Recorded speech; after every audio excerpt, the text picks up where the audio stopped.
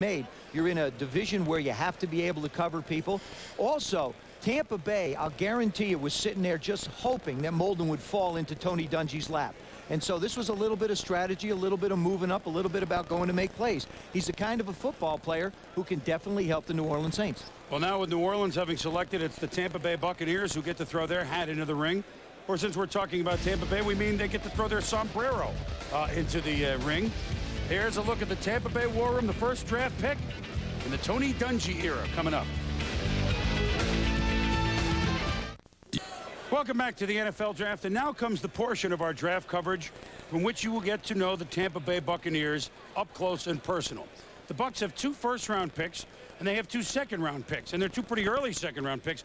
All in all, we are at pick number 12 now. They have their 2 firsts are 12 and 22. And they also have a couple of second-round picks in which they'll have 4 picks in the first 41. Tony Dungy has got a lot of ways to go. Yep. Now, they didn't move the ball at all offensively. They're the only team in the division. They were so far behind the rest of the division on offense that they really didn't have a chance. But yet, what do you think they're going to do first pick? You know, having seen what Vince Tobin did with his pick at 3, I think you have to, first of all, examine the personality of the head coach. Vince Tobin was a defensive coach. He went defense. Tony Dungy is a defensive coach. I personally think that he can go defense very justifiably. Tied for 12th in points per game, total yards per game 27th, passing yards 26th, sacks 29th. Here, I think Reagan Upshaw is an excellent fit for them. He's a guy who can make plays. Again, we're talking about needing somebody to complement Warren Sapp. The personality of the head coach, the need of the football team. I think you're going to be able to find some offensive help with the other picks that you have. I feel like it's definitely going to be defense here, or the old, let's make a deal. I still think that there's a lot more deals to be made in this area, but I would go defense based on the personality of the man. The Bucs have picks 12, 22, 35, and 41. They'll be very busy, so will our Andrea Kramer, who was at Buccaneers headquarters. Andrea. Well, Chris, I think Joe Theismann just said it all. He did sum up their needs. It's clearly on defense, and Tony Dungy would like to go the way of Vince Tobin to go defense. In addition to Reagan Upshaw, another guy that they have out there is Dwayne Clemens, and a guy that Tony Dungy has likened Clemens to is Chris Dolman. Clemens would be at right end. Reagan Upshaw would be exclusively at right end. If they were able to work either of those players in, they could then move Eric Curry to the left side, try to get a little more production out of him. If they choose to go this early with a defensive back, and that's a big concern in the now pass-happy NFC Central, they could look at Walt Harris. He's got the size, 5'11 and a half, and that's another possibility. Yes, they will entertain thoughts of trading down, but those are pretty much guys that have been on their board. This draft has panned out exactly as they anticipated, and those would be good selections for them. Andrew, before we go back to you repeatedly with the Buccaneers picks, you're very close to Lawrence Phillips and his situation. I know you spoke with him earlier today. What were his thoughts? What was going through his mind as the draft unfolded? Chris, I just spoke to Lawrence about 10 minutes ago. He's in California at the home of his agent. There's about 20 family and friends there. He told me he was nervous, that he expected to go higher than he did. And a little bit of a surprise to me, because so many of these personnel men have told me what a nice, quiet kid he is. He said, 5 teams passed on me. I felt I was the best player in the draft. I'm going to show those 5 teams that they made a mistake. They're going to see that I can do it, both on the field and in terms of the character department. Remember that St. Louis is also a good fit for him because 2 of his closest friends play on the team, Toby Wright and Zach Wiegert. So he's going into a situation where he already has a bit of a comfort zone. He told me that he plans to get in therapy in St. Louis. Remember, he has to. It's part of what is mandated by the courts for his under the terms of his probation, and that he would agree to stipulations in the contract, anything within reason. Now, obviously, that's a bit of a gray area there, but he understands that there would be stipulations that the Rams would ask of him. They have not told him anything specifically yet, and he also said that Georgia Frontiere did call him, spoke to him directly, and kind of welcomed him aboard. Chris, back to you. All right, Andrea, thank you. Well, as football fans, we all we can't wait to see Lawrence Phillips play for the Rams, that's for sure. And if he says he's going to make the other teams remember that they made a mistake, I'll take him for his word. We'll be watching very closely. Let's go up to our Bristol studios, Chris Fowler and company. But what do you think's going on with 6 minutes to go on their pick in the Tampa Bay War Room right now? Where are they battling, Chris? Well, Chris, I'm going to ask a guy who's been in war rooms for the past few years, Mike Lombardi, the former director of player personnel for the Browns. Tampa, with 4 of the first 41 picks, should be a hub of activity. What do you look when you see inside the war room right now? Well, I think having been in the war room before, I think what you see is they're not so much concerned about this pick here. I think they know what they want to do here with this pick. It's the pick down below that they're not sure what they want to do, who's going to be there. So it's really more like a pool player, knows he can make a shot, but where do you put the cue ball so you can hit the next shot? A lot of guys on their feet. Nobody's sitting at the table. A lot of guys in ties standing around. Who is the pick this time? Is it a Dwayne Clemens or a defensive pass rusher? Well, I think they could go in a lot of different ways here. When you have multiple picks, it doesn't really hurt which way you go. So I think that defensively that they could certainly use an end, and I think that may be the pick. Nice problem to have, I guess, when you have a lot of needs, although that usually means you haven't been a very good football team, and they are the last place team in their division. It's about that time. Let's go back to New York and Chris. All right, Chris, well, obviously Tony Dungy, it certainly looked like he was talking. Well, there's Upshaw's on. Let's see. Let me add this up. Upshaw's on the phone here in New York. Tony Dungy's on the phone in the Tampa Bay War Room. It isn't the helmet phone, however, for the Buccaneers, but it's a phone, I think, near the helmet phone. So let's see. See if we can tap that phone line and see if that's the connection. 813 area code, 212 area code. Yeah, that fits. I think Mike is right, too, Mel. It's setting up the cue ball for the next shot. I think that's the situation here. Now we may have a run on defensive players starting right here. I think you will. I think you have pass rushers. A lot of pass rushers still on the board. Reagan Upshaw, I was with him at the Hula Bowl for an entire week. Yeah, he's 255 pounds. He's chiseled. He can really get after the quarterback, and he has an attitude. He's not a guy that's going to slack off or not hustle. He gives it everything he has every time the ball's snapped. Great character kid. Dwayne Clemens at Cal, Reagan Upshaw's teammate, led the Pac-10 in tackles for loss. Very productive junior year. And, of course, Tony Brackens. He's 260 pounds, but he dominated in the Southwest Conference this past year. The only thing with Brackens that may concern some people is the Sugar Bowl. We kind of disappeared in that game, but he still has an awful lot of ability. Well, we had 2 Illinois players go back-to-back defensively. This could be California's time. The pick is in, we understand. Let's go up to the podium and join the commissioner.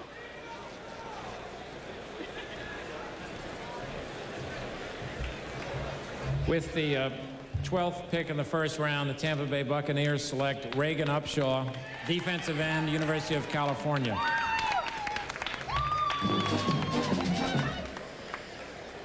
St. Louis Rams are now on the clock. I think a very proud moment for everybody you're seeing in those pictures. Certainly the young man, Reagan Upshaw, a proud moment for him. And you saw the smile on Tony Dungy's face. He's waited a long time to be a head coach in this league.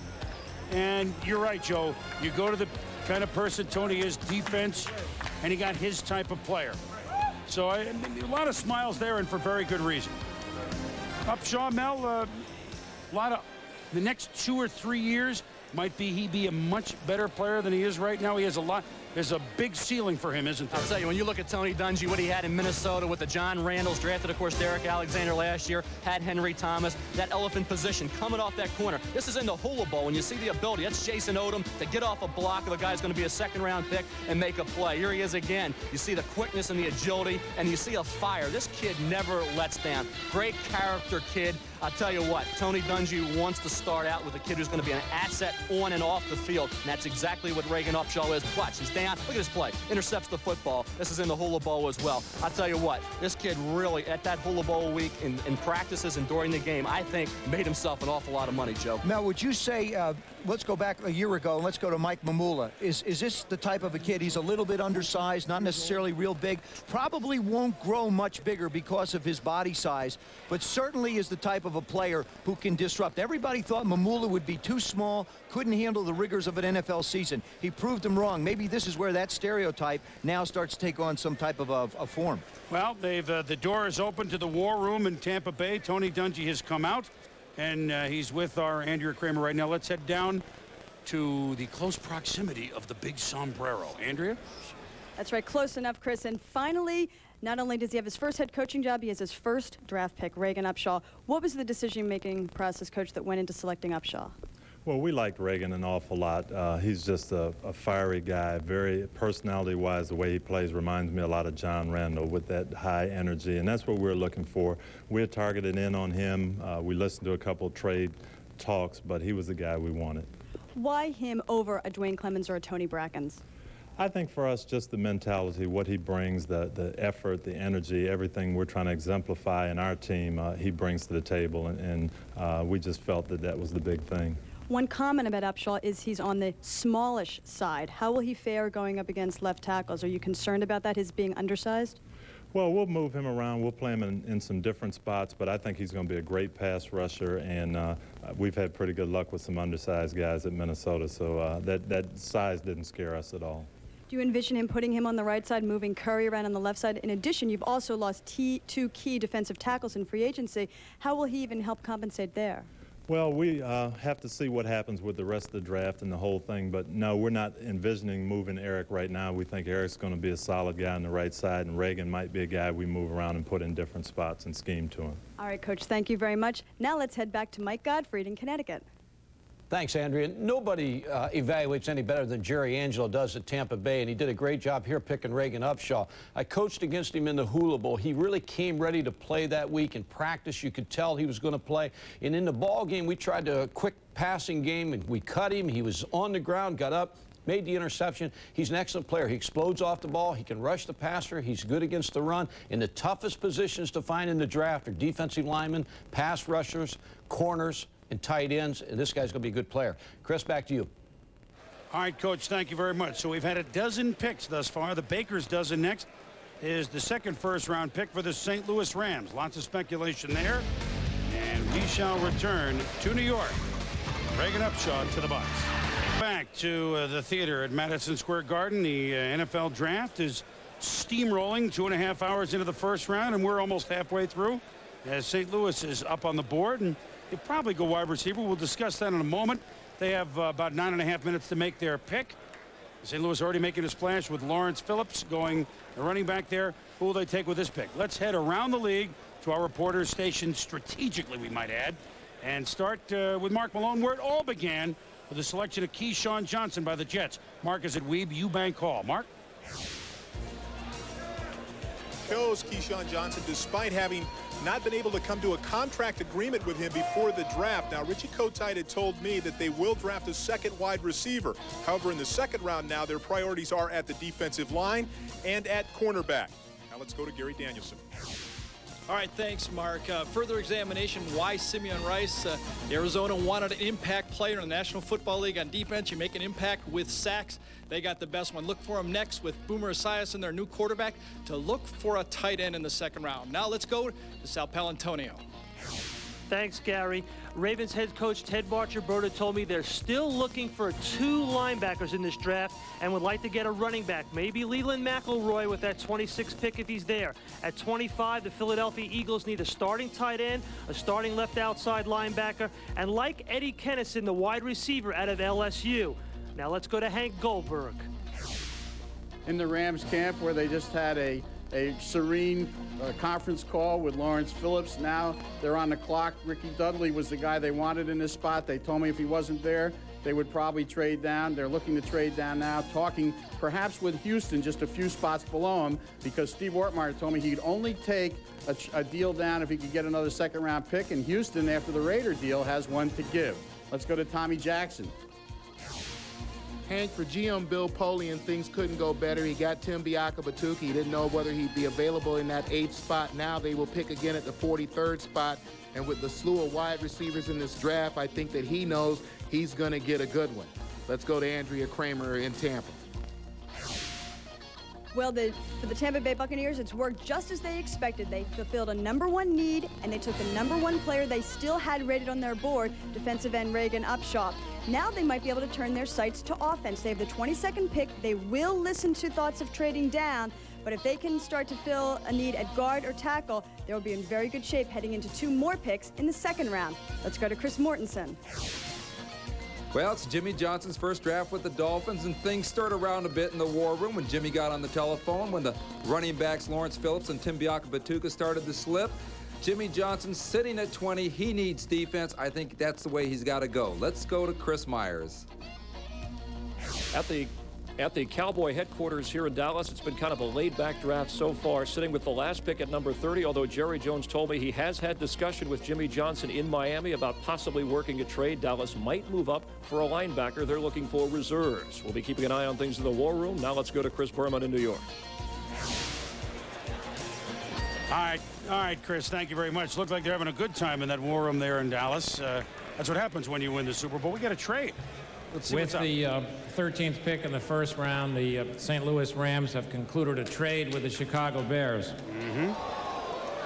Chicago obtains the pick that's now on the board, the 13th in the first round.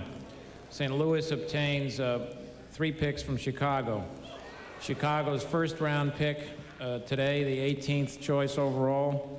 Chicago's third round pick today, the 83rd choice overall. And the 201st pick in today's draft, which is a 6th round selection that Chicago has by way of obtaining it from Dallas. So Chicago is now on the board. All right, so the Rams, Georgia Frontiere and company have made a trade. We'll hear from them 5 picks. So where are the Bears going with this one, Mel? They have to go Walt Harris. They need a cornerback desperately, and Walt Harris is the second best cornerback on the board behind Alex Molden. They had major problems Dave Wannstedt's defense did last year in that area. They need somebody opposite Wolford, and Walt Harris, like I said, in this draft, there's not a lot of depth at the cornerback position. If you don't get Molden, Walt Harris, or maybe a Ray Mickens or a Jenkins, then there's a drop-off, and Walt Harris and Molden are the 2 top guys in this draft at that position, Joe. Absolutely agree with you, Mel. I think we've reached the point in this draft where we have to be concerned, and the teams have to be concerned, is the man that we want going to be on the board. That's why the deal's been made. All right, let's go up to the commissioner. The Bears did not waste much time.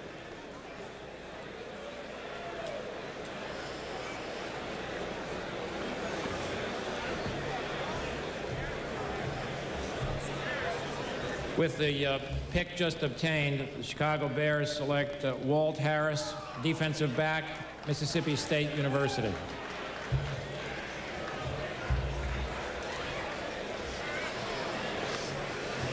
So the Bears have gone as we had Seattle suggested. Seahawks are now on the clock. With the Seahawks on the clock. Let's go to Chris Mortensen quickly in Miami. Mort? Well, Chris, Dave Wannstedt talked to his good friend Jimmy Johnson yesterday and was very concerned that teams would jump in front of him to take Walt Harris. Walt Harris is a bigger defensive back than Alex Molden. Remember, they got Chris Carter, Herman Moore, Jake Reed to contend with. They went in the tank last year when Donnell Wolford went down. They absolutely needed a cornerback, and Dave was willing to pay the price to get it, Chris. All right, Mort, in the division, as we look at Dave Wannstedt and the Chicago Bears and knowing what they have to go up against, this is a division, the NFC, the Norris division, with so many productive receivers, but so many big productive receivers. Herman Moore, especially. Brooks is not as big. Chris Carter, physical. Jake Reed, a big receiver. Alvin Harper, a big receiver. You need big guys to play defensive back. And Walt Harris and company, they know what they're up against in this division. And Harris is almost 6 feet tall. Size fits the division, Mel. Well, I rated him as the best athlete of all the defensive backs in this draft. Watch this move on Bobby Ingram. I mean, this is an athletic football player with quick feet.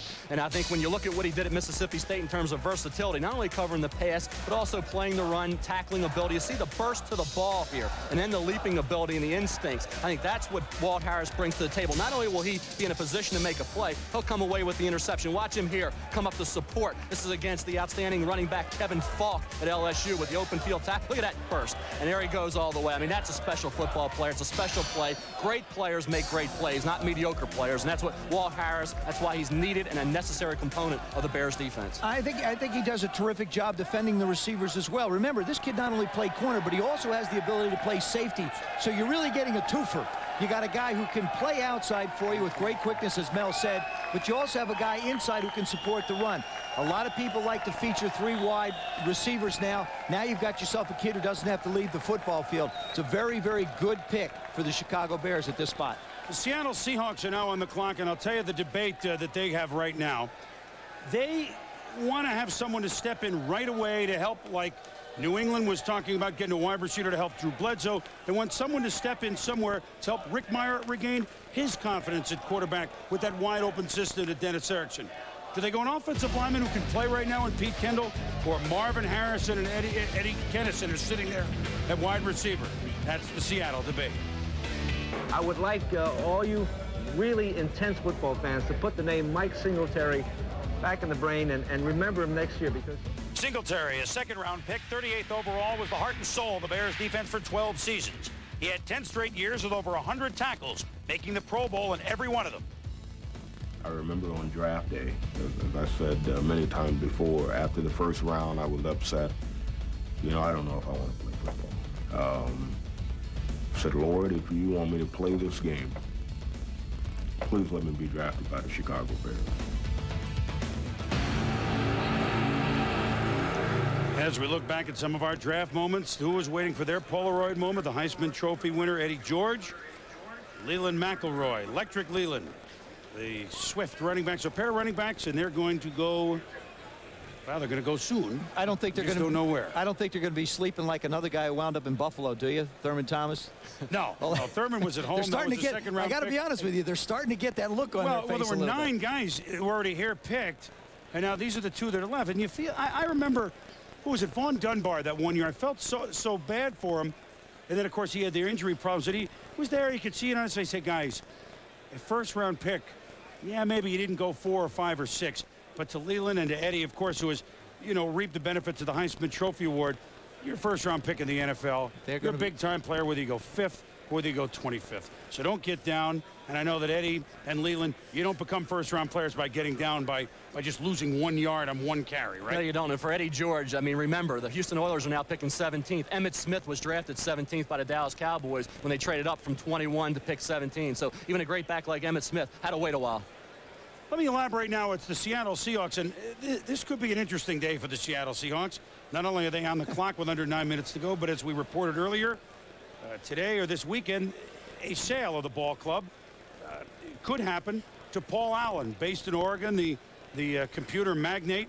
He would come in as a hero. The NFL has confirmed that this may be happening because it's apparent, and we'll talk with the commissioner later, that the NFL has fought Seattle's proposed move to the LA area, and they will fight it all the way. There is no legal precedent to make them believe that they would lose that case, especially since Ken Behring was one of the owners, one of almost all the owners, that agreed a year or 2 ago that the NFL would control who goes into the LA market. He signed off on it, then he wanted to move on his own. So legally, and that's Paul Tagliabue's background, they felt that they would block any move from Seattle to LA. So Ken Behring has sized it up, maybe looks what he's up against, and maybe a sale this weekend as well. So Seattle on the board, and we go to Hank Goldberg in a minute. But again, they reiterate, an offensive lineman, Kendall, remember they lost Roberts, one of their tackles last year.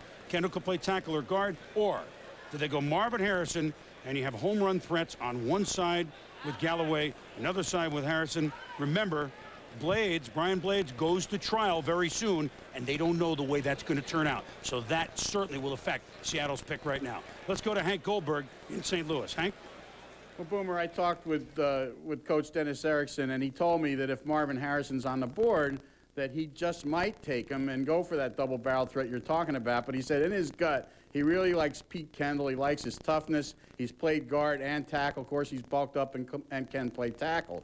And one other element here, I just got off the phone with them, and they're on the phone, and they may indeed trade this pick. So there's one of those 3 elements to choose from. I also confirmed the sale story, and nothing will probably happen today, but it could be as early as tomorrow or Monday. They are talking right now, but nothing is signed as yet, Boomer.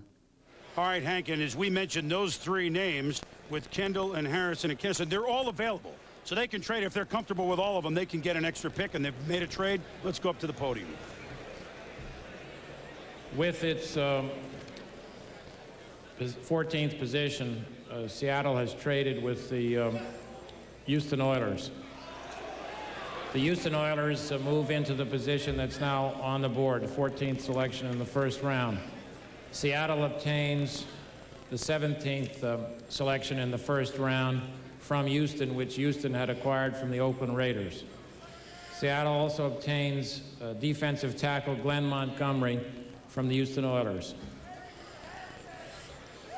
So Houston is now on the board. This one's not going to take long. I think, you know, I really believe this one here is, if this isn't Eddie George, I would absolutely be shocked.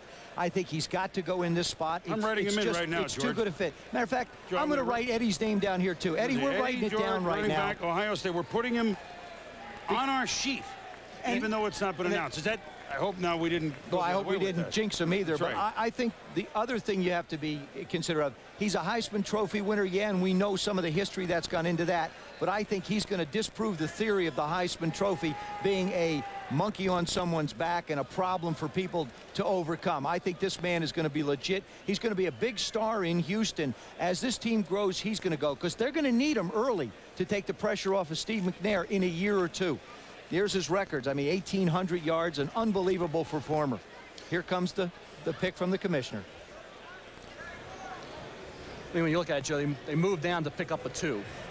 And now they give up nothing to get Eddie George again. Exactly. With the choice just obtained, Houston Oilers select Eddie George, running back, Ohio State. Denver Broncos are now on the clock. So the Heisman Trophy winner has found a home. Remember, when Marcus Allen won the Heisman Trophy, he lasted quite a while until Al Davis picked him in Oakland, and that certainly panned out. He's still lasting quite a while. He certainly is. So Eddie George, 6'3", 238, 1,800 yards this past season, almost 3,800 for his career, second only to Archie Griffin, who won a pair of Heisman trophies. And, of course, we should remind everybody that the Heisman Trophy is named after John Heisman, who went to Brown University. Absolutely. It's my point to get it in. Let's go to Gary Danielson, who watched Eddie George throughout his career. Gary? All right, thanks, Boomer. I mean, here's a guy, I think his best attribute for Eddie George is his work ethic. This is the first guy on the field, last guy off. He's got above average hands. He's going to give you durability. And this is the type of guy that you can build an offense around, and he can pick up the blitz with his size. He just got better and better as his career went along, and he has above average speed. He's going to run in the low 4.5, 4.55, and I think Houston has a player that they can depend on first, second, and third down, and type of player that they can build an offense around. Let's now go to Chris Fowler. Chris?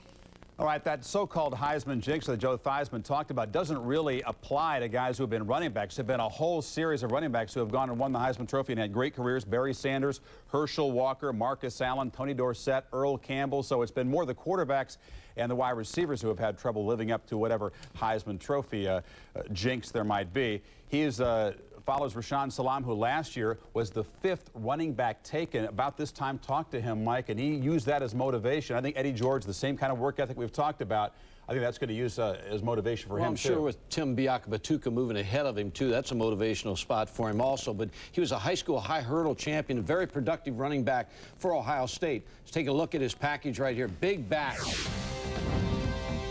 Runs very high. When you see him run, he's going to take a lot of hits.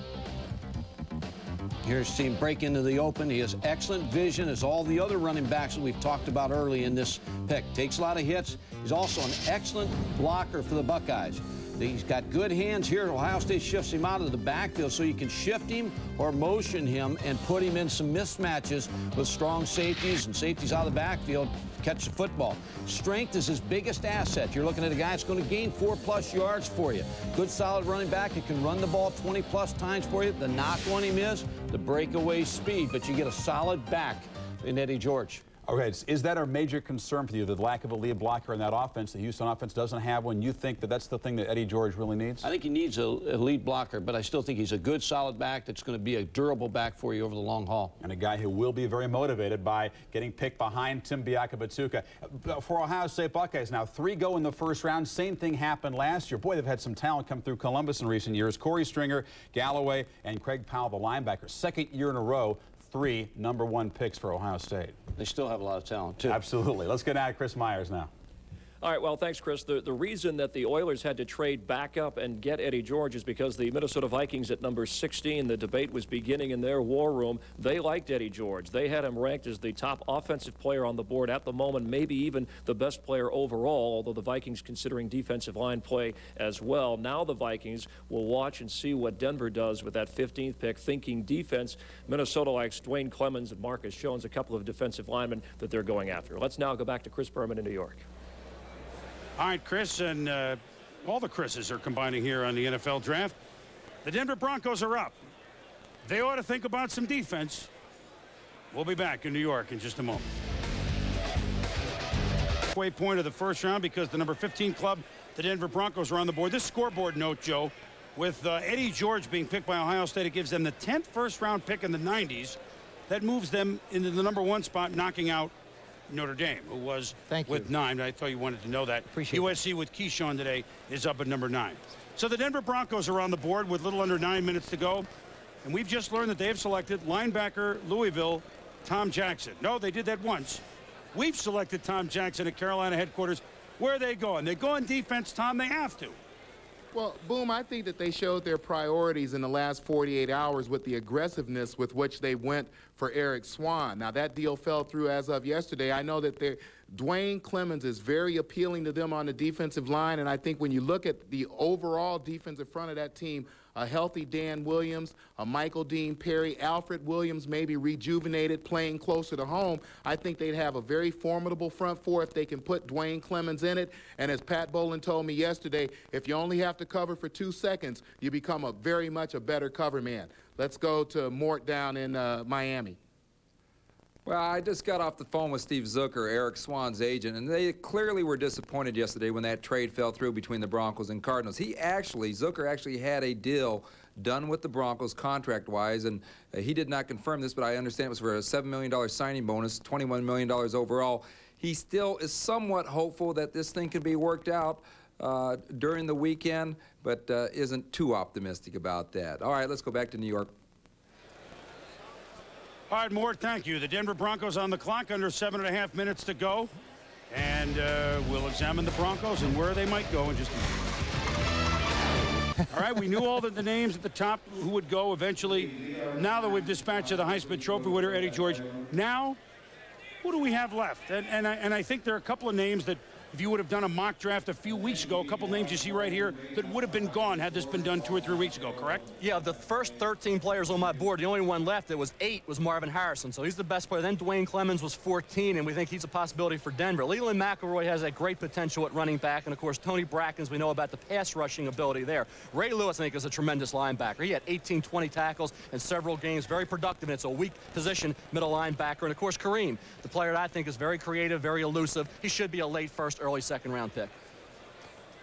Then you look at Lawyer Malloy. I mean, here's a guy that is a safety in a pretty deep year. You know, you have some other good safeties. Lawyer Malloy, I think, is the best. Daryl Gardner is that guy we talked about last night, is dropping a little bit. Questionable production, great workout guy. Andre Johnson's steady. Jason Dunn's a brilliant athlete. If his work ethic improves, he'll be a big-timer. Reggie Brown in a weak linebacking core, I think will go in the latter portion of round 1. Bobby Ingram, very productive. He was a little taller than 5'10" and a little faster than 4.55. He might have been taken by now, but he's going to be a good pick in the early second round for somebody. So you can see that there's a lot of good football players still on the board, and I think Marvin Harrison and Dwayne Clemens are the 2 premier guys, Chris. All right, Mel. Well, the Broncos aren't going to use all 15 minutes. They're ready to roll. Let's go up to the commissioner.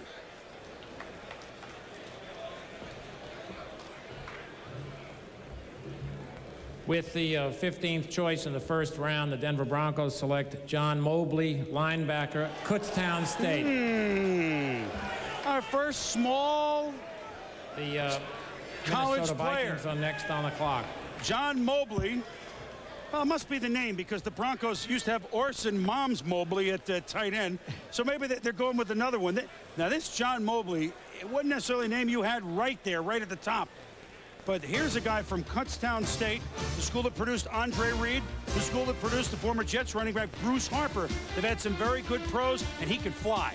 He was 27th on my board, Chris. And when you look at John Mobley coming out of Kutztown, of course, Andre Reed School, you watch his athletic ability and his speed. He gets from point A to point B very quickly. And that's what he's going to have to do because he's not going to be able to take on blockers. He's not that big. He's only 6'1", 230 pounds. But you see a lot of comparisons to Lee Woodall. And, of course, Mike Shanahan remembers Lee Woodall from the 49er days. And I think when you look at a guy like, John Mobley, that's what you're going to have to do with him. You're going to have to hope that your defensive line occupies the blockers, allows John Mobley the freedom to utilize that speed and quickness. I think that you bring up some very key points there. Greg Robinson, who's the defensive coordinator out in Denver, loves speed and quickness. Remember what he did with the Jets. Did a terrific job there with the Jets, trying to do the same thing out in Denver. Give me some speed, give me some people that can run.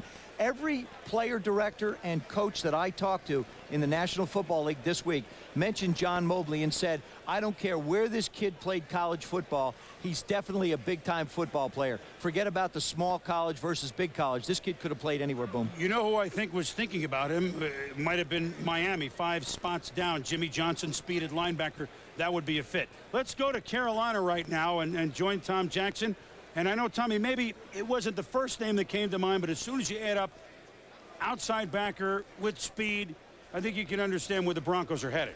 Well, I think certainly anywhere in that front seven where they could get some pressure on the passer, they needed to go. I know that Dwayne Clemens was a guy that appealed to them, and I thought that they would go and get a defensive end. But I think that for the value, maybe they should have gone Clemens. I know that Mobley is a guy who can do everything. May take a little bit of technique work with him coming from a small school like Kutztown. But again, I think they got a good pick. They just need somebody who's able to put pressure on the passer, whether it's down defensive end or whether it's outside linebacker. Let's go to Mort down in Miami. Well, Tommy, there's no question that Jimmy Johnson is looking for defense in this draft. And as the Broncos took the card up to the stand and you heard the name John Mobley, a linebacker from Kutztown, clearly Jimmy Johnson was disappointed to hear that one of their choices was gone. Another linebacker, Reggie Brown, is also on the list, and we've heard the name of Ray Lewis, Miami. And Daryl Gardner, defensive lineman of Baylor, the big guy slipping here, is going to be somebody else that we're going to have to talk about if they get down to 20 spot and Jimmy Johnson's sitting there without any trade action. All right, let's go back to Chris Berman in New York. All right, Mort, well, we surmise that he was a Jimmy-type player. He is fast. So Denver takes a linebacker from a college in Pennsylvania. It's just not Penn State, but they like Mobley. Call him Dad's Mobley. We'll be back. Rolling into the round of the NFL Draft. Our coverage continues through tonight. We're on ESPN till 7 o'clock Eastern. And then as long as it goes, expected to be 3 rounds tonight, we'll move over to ESPN2 to conclusion. So wall-to-wall coverage today and then all day and all night tomorrow. Every pick on the tube. Get cable. We'll be back. And now there's a look at our home. Wow. Someone dropped off a Vikings helmet. Must have fallen right out of the outside boat. with the tulips and all the early spring flowers up in Bristol, Connecticut. So we've had a Viking helmet in our garden. So I wonder what they will plant with them on the clock here for the Minnesota Vikings with 8 minutes to go in the first round. We're going to have a debate up here because they could go a lot of directions. But first, let's check in with Andrea Kramer down at Tampa Bay and get word on perhaps where the Vikings, and someone who knows that club quite well, Tony Dungy, as he used to work up there, where they might be going. Andrea? Oh, Chris, I was kind of hoping to hear the debate first, but this is the best possible scenario for Denny Green. He knew he didn't have the ammunition to move up, but 3 defensive players that he thought would be there all are. So he'll have to choose from Marcus Jones, Tony Brackens, and Dwayne Clemens. I would think he'd be looking toward Clemens because he's an all-around player. He's a nickel rusher. He can drop back into coverage. He can blitz from the outside linebacker position and defend the run. He can also rush from the left side. And remember, they lost Roy Barker in free agency. They're going to look to plug in Fernando Smith, but I certainly think that if they had Clemens in that position, that would be a very good fit. Chris, back to you in New York. All right, Andrea, thank you. So the Vikings, now you mentioned 3 defensive linemen.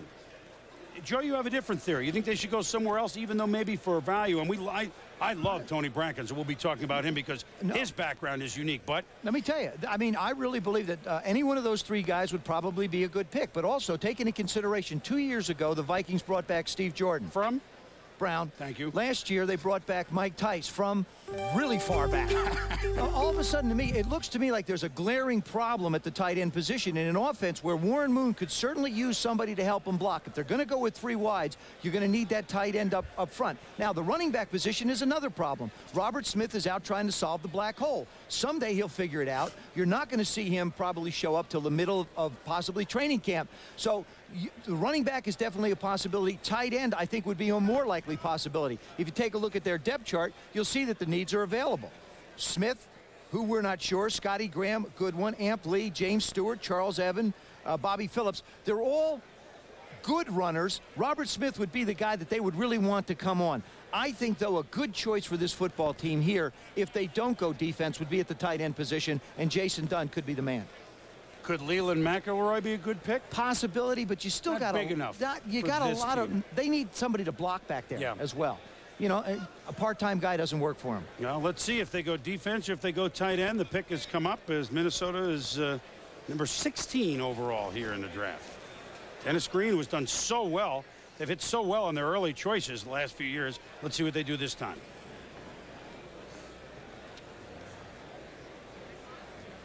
We lied. The pick is not at the podium. But they start a lot of players. And I think of Washington, the corner. I think of Stussy on the offensive line. They have done very well. Excellent job. With premium picks in the Dennis Green era. And I think they'll get one here. No matter which direction they go, offense or defense, they'll get one. Now, we don't lie here at ESPN. We deliver. With the 16th pick in the first round, the Minnesota Vikings select Dwayne Clemens, linebacker, University of California. That certainly makes sense. Yeah. The Houston Oilers are now on the clock. Good value for the spot, Mel? Oh, great value. I think Dwayne Clemens, and you see a Reagan Upshaw go a little earlier. Dwayne Clemens has the potential to be a 280-pounder. He led the Pac-10 in tackles for loss this year.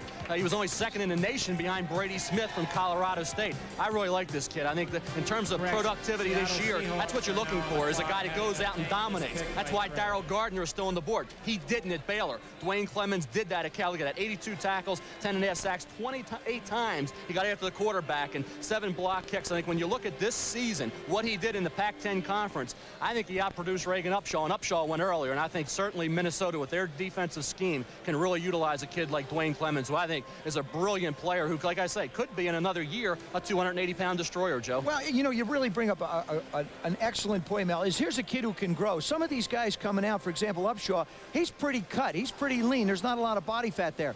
Clemens is the kind of guy who has the ability to grow in. Plus, he played up as well as down, so you realize that he has athletic ability and versatility. Probably will be a down lineman. Pretty much has to play down to be an effective player, Boom. Well, we knew that when Reagan Upshaw went, that Dwayne Clemens would not be far behind, so the pair of California players going in the middle 10 here in the first round. It's the first time the two California players were picked in round 1 the same year. First time it's ever happened. So congratulations to those young men on defense. Let's go up to Bristol, where maybe Chris Fowler or Mike Gottfried and company, maybe they put that Viking helmet out there with all the flowers, guys. Else, Chris, you know, there's a lot of ways of keeping a score in a draft. Dwayne Clemens is the first Lee Steinberg client to get drafted, way down at number 16. He's used to having those guys like Kijana Carter at the top of the draft. Not a great recruiting year for Lee Steinberg as an agent, but pretty good, not by his standards anyway, but pretty good for other agents. Mike Godfrey, what about Dwayne Clemens? A little bit bigger than Reagan Upshaw as a pass rusher. Well, you're looking at a tweener. In 1995, he played as an outside linebacker, which Joe Theismann mentioned, so gives you an idea he's a pretty good athlete. And he also played as a defensive end, so he can do a little bit of both. He was 215 as a freshman at Cal. Now he's 260, so it's just a load right here defensively that's going to be able to play. Let's take a look at his package. Yeah, show what he brings to the table here as a spotlight. You see him right here from the start. He sheds a block, and he's going to be able to stuff the run. Now, he's big enough and strong enough to play over a tight end and be able to control the tight end and anchor the defense on the outside. You're going to see him with just real quick feet and balance defensively and then making the tackle. See him chase, now make the tackle. A sure tackler that can control from the outside. Now, in here he's going to make a little move on the inside and beat a double team. Get two people blocking. He splits a double team, makes the tackle. He has good blitzing ability. And the other thing to remember about him, Chris, that he brings to the table, he is a kick blocker. So he's he can help you on kick and special teams. Dwayne Clemens and Reagan Upshaw, you got two great pass rushers. Defensive line supposed to be the most valuable position in college football. How come you never saw Cal in a bowl game in recent years, and you never saw Cal's defense in the top 50? Well, the problem is, and you got them both on the outside and both ends. You can't run outside, but obviously they ran inside and threw the ball against them, so you hope the other 9 guys are coming back. Doesn't say a lot for the other 9 guys. All right. On the clock is Seattle, the number 17 pick, the pick that's been traded around a lot. There's Command Central here in Connecticut. Will return to the NFL Draft from New York, Connecticut, at all points after this. McDonald's invites you to play the Disney Trivia Challenge. Test your knowledge of Disney Masterpiece Collection videos and win one of 300 million prizes. I won! Welcome back. We have 16 picks here in the first round. The old fellas held up for a while. The seniors held off the junior eligibles until the second 5. But then Phillips, Glenn, Biaka-Batuka went 6, 7, 8. Anderson, Upshaw, and Clemens now make it 6 juniors of the 16 picks thus far in the first round. So we now have the Seattle Seahawks on the clock. And again, all 3 players that they were thinking about at 14 before they traded down to this spot for Houston are still there. Pete Kendall, the tackle/guard from Boston College, and Harrison, the wide receiver from Syracuse, Kennison, the wide receiver from LSU. They could double down again if they want, if they don't go too far, and they might just do that. Where are we going here? Let's go to Chris Myers in Dallas and see what Big D is thinking. Chris? All right, well, we'll keep an eye on the Dallas Cowboys. They're still thinking about defense. We'll get to them. Speaking of defense, one of the Viking coaches told me they were ecstatic about Dwayne Clemens, the selection, which has been detailed. They're going to start out using him as a linebacker like they did with Broderick Thomas, and they think with the development in their scheme that he can become a Chris Dolman kind of player and add some of the pass rush and improve some of the defense that has been ravaged in the front 7 there over the recent years in Minnesota. Now let's go to Sal Palantonio at Ravens headquarters. Sal? Thanks a lot, Chris. I talked to a number of NFL executives, and they say that Seattle is looking at Pete Kendall very closely. That's the guy that they wanted all along in the first round. If they can get him, he's there. So they might take him with this pick. Also, St. Louis is shopping Troy Drayton, the tight end out of Notre Dame, very heavily to a number of teams. The Ravens here in Baltimore, as well as the Philadelphia Eagles. So far, the asking price is too high. Now let's go to Chris Berman in New York. All right, Sal, thank you. So to get everybody set, the next few picks here, Seattle at 17, because it's been a change-up if you have your score sheet at home. Seattle at 17, St. Louis at 18, and then we get back on chart with Indianapolis at number 19 and Miami with Jimmy Johnson at number 20. All right, Mel, now where are we looking? Seattle has Cortez Kennedy, a defensive tackle, and they got Sam Adams, who hasn't produced yet, but this is his year to produce.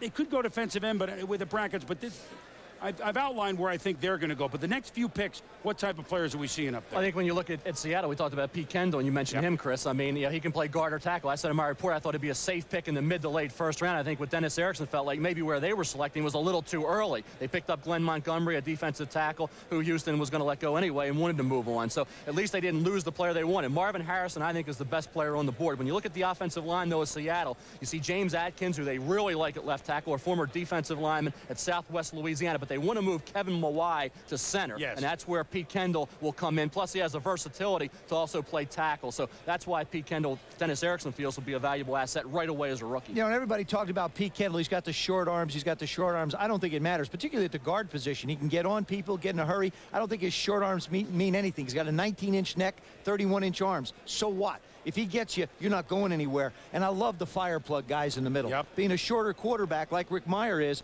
it's good to have smaller guys. If you've got a Jonathan Ogden, for example, at guard at 6'8" and 318 pounds, and you're a 6'2" quarterback, you got problems if somebody stands up in the back of the helmet. Or in the back of the head. Or in the back of the shoulders, really.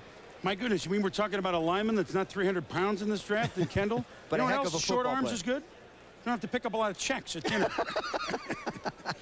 And you know, when he played for Dan, you know what you're getting with a Boston College lineman. And that's it, or the home run hitter Harrison, the wide receiver, unless they double down again. We'll see what the Seahawks are going to do. Big day, big weekend for them.